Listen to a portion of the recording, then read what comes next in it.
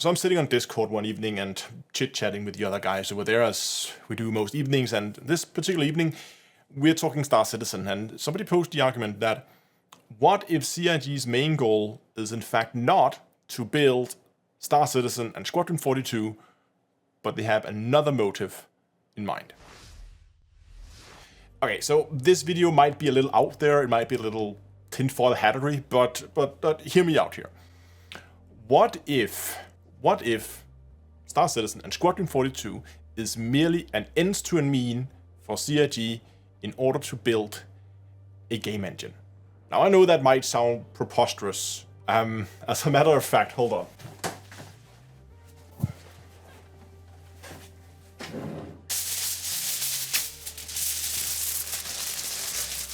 Okay, there we go. That's a lot better. Okay. Star Citizen and Squadron 42 has taken a lot of time and a very sizable amount of cash. And yet we still have two games that is nowhere near completion, and they have been more expensive than I think anything else that we've seen in gaming history. Imagine, for instance, you want to build a house. Well, the fastest and cheapest way to do so would probably go down to the local lumber yard, where you go and you buy yourself some lumber and then you go and build your house. But what you could also do was to go and buy a plot of land with a lot of forest on it, cut down the trees, build your own lumber yard, and process the trees and then build the house that way. Now, the last approach is obviously going to be much more expensive and take a lot longer than the other approach. But at the end of it, you have a lumber yard. And imagine now that you think that you can build a lumber yard that can process more beautiful wood than the guy down the street, so you can do it better than him. And now also imagine that the house that you were building was not a fact for you to live in, but was merely a demo to showcase potential customers what beautiful wood you're able to produce. What if the same things were happening here?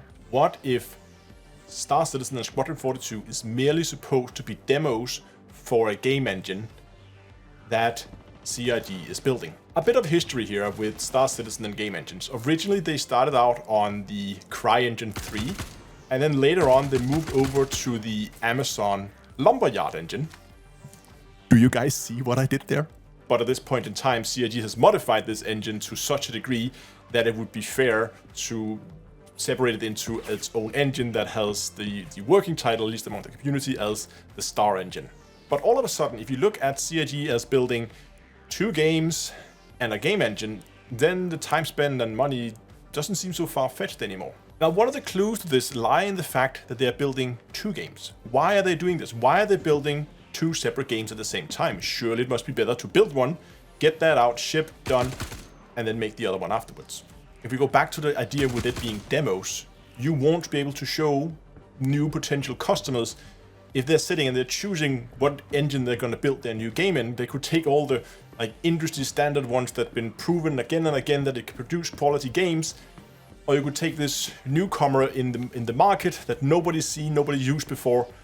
So you need demos, and you want to be able to demo that you can both build massive multiplayer, multi-server things that can just, with players moving seamlessly between servers and all this cool stuff that CIG is doing. But you also want to show that you can do single-player, campaign-driven type games. And with stuff like Arena Commander, they also kind of try to showcase that they can also do some like team-based combat, whatever thing.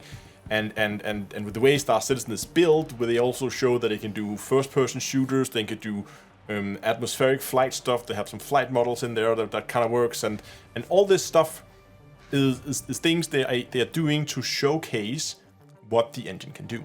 This thing is getting really warm really quickly. Oh my god. Take that off. Okay, but again, that begs the question. If these two games is merely supposed to be demos of a game engine, are they ever going to release? Was all the critics right? Is CIG never going to release this game? They're just going to use it as a demo, and then when they're done with the engine, just to scrap the project? No, I don't think that's the case.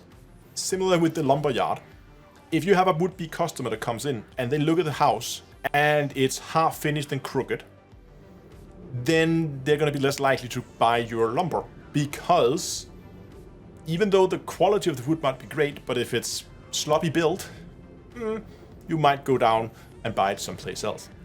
For the same reason, it is critically important for CIG that Star Citizen, Squadron 42 both comes out with good reviews, good performance, and bug-free.